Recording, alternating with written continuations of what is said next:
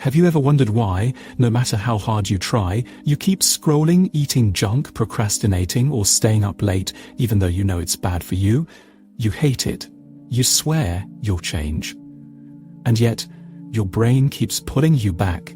Here's the shocking truth. It's not your fault. Your brain actually loves these bad habits. And today, I'm going to explain exactly why. It might sound simple, but the mechanisms behind it are astonishing and a little scary. Most people think bad habits are just weakness, laziness, or lack of willpower. But science says something very different. Your brain isn't lazy. It's literally wired to make sure you survive, sometimes at the cost of your long-term happiness. Let me give you an example. Think about scrolling social media late at night. You're tired. You have work tomorrow, you know it's bad, yet your hand reaches for your phone automatically. You open the app, scroll, and feel small jolt of pleasure. That little jolt, it's called dopamine, but here's the twist. It's not the pleasure itself, it's the anticipation of pleasure that your brain craves. Your brain loves that tiny spike before you even get satisfaction. Even better, or worse, your brain doesn't actually know if this habit is bad or good. All it sees is certainty, reward. It doesn't calculate consequences like your conscious mind does. Think about it like this. Your brain is playing a short-term survival game. It loves anything predictable that reduces stress or gives an instant reward. That's why scrolling, smoking, sugar, procrastination, even binge-watching, your brain sees all of it as a win, even if your body or life disagrees. Here's a crazy fact. Your brain actually prefers bad habits over good ones sometimes. Why? Because the neural circuits for instant rewards are easier to activate than the circuits for delayed satisfaction. You see, habits are like paths in a forest. Every time you repeat a behavior, your brain clears that path, makes it easier to walk next time. Bad habits are like, trodden highways in your brain. Trying to replace them, it's like trying to grow a new path through dense jungle. Your brain resists, and resistance isn't just physical, it's emotional. That pang of guilt, the feeling that I should stop, is your brain pulling hard on the old highway. That discomfort, that's normal. Your brain literally hates change. But here's something even crazier. Not all habits are created equal. Some habits hijack your dopamine system more than others. Video games, social media, snacks, smoking, even gossip. They are all mini dopamine factories. And your brain loves factories. It will chase them over and over. Now imagine this. Every time you repeat a bad habit, your brain is learning and adapting. It's learning how to get that jolt faster, easier, with less effort. That's why habits can escalate.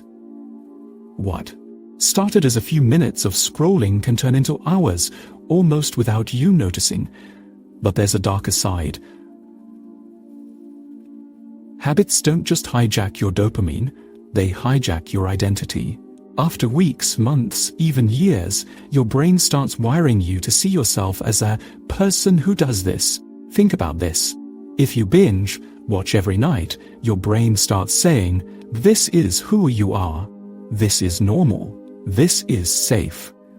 That's why breaking bad habits feels like a fight not just against behavior, but against yourself, and that fight is exhausting. Your willpower is limited, your motivation dips, and your brain, it's laughing in the background. It knows you'll return to the highway. Here's the mind-blowing part. Even when your brain experiences the negative consequences, it doesn't always learn. You can get sick from junk food, lose sleep from scrolling, ruin relationships, but your brain still craves that instant dopamine. Why? Because evolution didn't prepare us for modern life. In the wild, instant rewards were rare. A piece of fruit, a successful hunt, a moment of safety, they were precious. Your brain developed to grab rewards whenever possible, fast, without overthinking. But in 2026, rewards are everywhere. Apps, notifications, snacks, entertainment. Your ancient brain sees constant, tiny rewards, and it treats them as survival signals. It thinks, do this, repeat this, you'll live. And here's the kicker: you can't reason with it using logic alone. Telling your brain, "This is bad for me," is like explaining philosophy to a cat. It doesn't compute. It only cares about pleasure, certainty, and ease. That's why motivational quotes and self-help advice often fail. They talk to your conscious mind, but your subconscious brain is sitting in the back seat, smiling, saying, "Good luck changing me." So how do you fight it? How do you break the bad habit without exhausting your willpower? The answer isn't what most people think. It's not more discipline, more willpower, or more motivation. Those are band-aids. The real trick is understanding the mechanics of your brain and working with them, not against them. Because here's the secret: your brain isn't the enemy. It's just misaligned with modern life. Once you know how it works, you can guide it, rewire it, and even use its love for habits to create good ones. But first, you need to understand why certain bad habits are irresistible. Not all habits are equal, and your brain treats them differently. Take sugar, for example. Your brain loves it because it activates dopamine faster than almost anything else. Caffeine, social media likes, video games, they all trigger spikes that feel like survival wins. Even habits that seem harmless, checking your phone every few minutes, are actually hijacking the same brain circuits as addictive substances. Small hits repeated over and over train your brain to chase instant rewards and ignore long-term goals. And the scary part, your brain learns faster from bad habits than good ones. If you scroll, snack, or procrastinate today, your neural pathways strengthen immediately. If you go for a jog, meditate, or read a book, it takes weeks for your brain to treat it as normal. It's why people say breaking habits is hard. It's not a cliché, it's neuroscience. And there's one more layer most people miss: stress makes it worse. Your brain loves bad habits even more when you're stressed, tired, or bored. Why? Because it's trying to protect you, to keep you comfortable, to reduce immediate discomfort. Ironically, those moments when you feel the weakest, the times you need discipline the most, are exactly when your brain is strongest in protecting bad habits. That's why self-control fails late at night, after a long day, or when you're emotionally drained. Your brain is literally fighting for the habit. And here's the part most people never hear. The brain can be trained. Not with brute force, not with just try harder, but with clever rewiring, creating new highways that are more appealing than the old ones. We'll get to that. But first, let's dive into some real-life stories of habits hijacking lives, because nothing hits harder than reality. There's a man named John. Every night he promised himself just 1 hour. But 3 hours later, he'd scroll endlessly. Work suffered, sleep vanished, his health declined.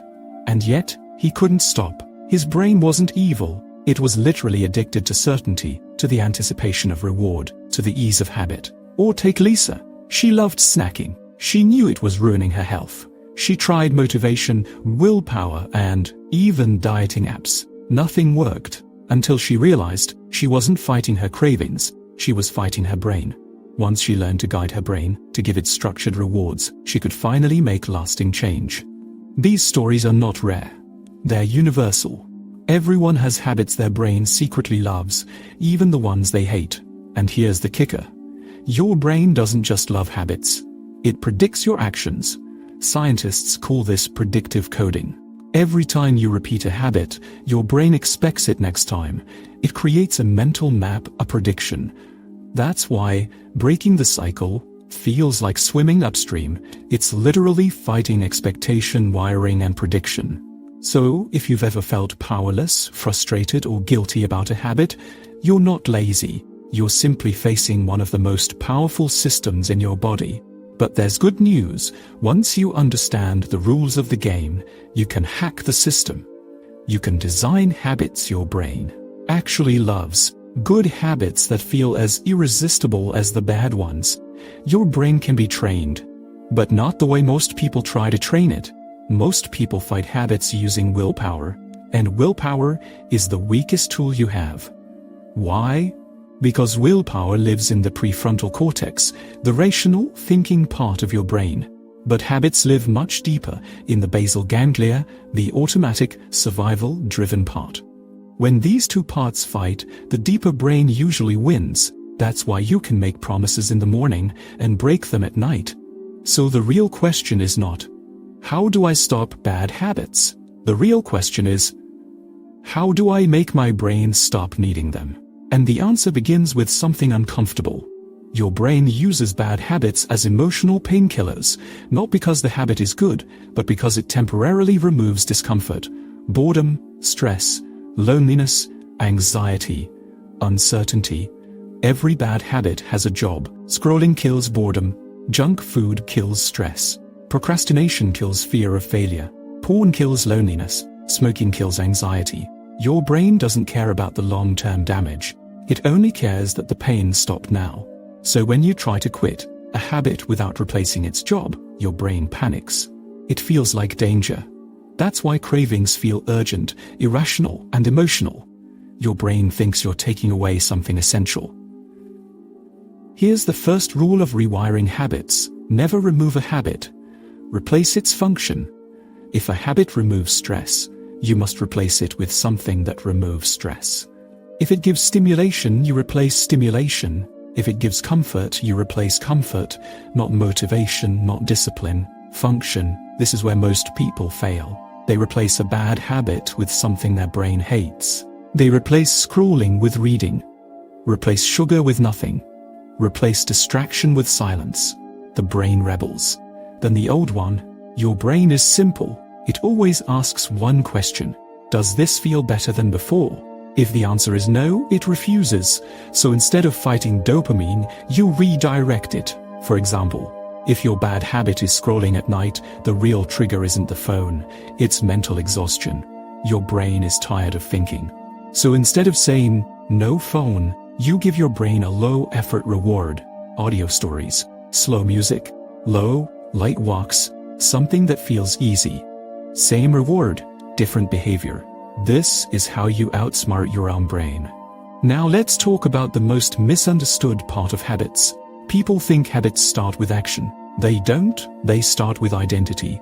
Your brain protects behaviors that match how you see yourself. If you think, I'm someone who procrastinates, your brain will defend procrastination. If you think, I have no self-control, your brain will prove it right. Because your brain's job is consistency, not improvement. It would rather you stay the same than become uncertain. That's why self-talk matters more than motivation, not positive thinking, accurate thinking. Instead of saying, I'm trying to quit this habit, you say, I'm someone who doesn't need this anymore. That small shift removes internal conflict. And conflict is what fuels habits. Another truth people don't like to hear. Your environment controls you more than your intentions. Your brain is highly sensitive to cues. Light, sound, location, time, objects. If your phone is next to your bed, your brain will scroll. If junk food is visible, your brain will eat, not because you're weak, because your brain is efficient. It follows the easiest path. So discipline is not forcing yourself. Discipline is designing friction. Make bad habits harder. Make good habits easier. Put friction in front of the habit you hate. Remove friction from the habit you want. That's real self-control. Here's something even deeper. Your brain doesn't crave habits. It craves predictability. Bad habits are predictable. They always deliver the same outcome. That's comforting. Growth is unpredictable. Success is uncertain. Change feels dangerous. So when you choose a bad habit, your brain feels safe. When you choose growth, your brain feels threatened. That's why progress feels uncomfortable. And that's why discomfort is not a sign of failure. It's a sign you're rewiring. Now here's the most powerful hack. You don't need to break habits forever. You only need to break them once per day. Your brain doesn't think in years. It thinks in cycles. Today is a cycle. If you win today once, your brain records new data. Enough small wins and the prediction changes. This is how habits actually die. Not dramatically. Quietly. One day your brain stops asking for it. And you don't even notice when it happens. Finally, here's the truth nobody tells you. Your worry Brain loves bad habits because bad habits once protected you. They helped you cope, survive, escape. So don't hate your brain, thank it. Then teach it something better. Because the same brain that learned bad habits can learn good ones. It's not broken, it's adaptable. And once you understand this, you stop feeling guilty, you stop fighting yourself, and that's when change becomes permanent.